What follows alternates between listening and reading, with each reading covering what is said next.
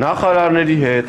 գործադիր իշխանության ներկայացուցիչների հետ հարաբերություն է փչանում։ Բնականաբար, որ մարդու խնդիրների մասին խոսում ես, հարաբերություն է փչանում։ 2 տարի խնդրում եմ պաշտպանության նախարարին։ Ասում եմ բանակում շաբաթը մեկա զորքը լողանում։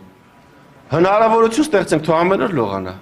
Ինչի՞ց է խնդիրը ծագի։ 24 թվականի падգամավորներից մեկը փակ մեր հանդիպման ժամանակ հարց տվեց, թոքաբորբով զոհ ենք ունեցել, մահվան դեպք ենք ունեցել բանակում, որ սառը ջրով հավանաբար լողացել է։ Դե ասեց մենակ մեր բանակում չի, որ շաբաթը մեկա, բազմաթիվ բանակներում տենց է։ Ուսումնասիրեմ տասնյակ բանակների փորձը։ Բազմաթիվ երկրներում զինվորները ամեն օր լողանում են։ Հայաստանում, աֆրիկական մի քանի երկրներում ու տենց թերի զարգացած երկրներում որ շաբաթը մեկ են լողանում։ Ասել եմ լրացուցիչ սաղ չի, սա առաջակիմ, ասել եմ խնդրում եմ, ստեղծենք հնարավորություն մեր զորքը ամեն օր լողանա։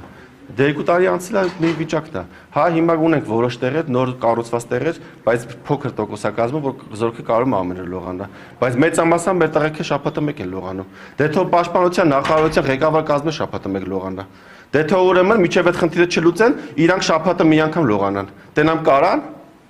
Բա մեր զորքի համար խի պիտի մենք լավ պայման։ Ես հիմա առաջ անգամ եմ հրապարակային ասում, ուղղակի այլ հնարավորություն էլ չունեմ իր մեջը սպահելու։ Պարոն Սարգսյան, բայց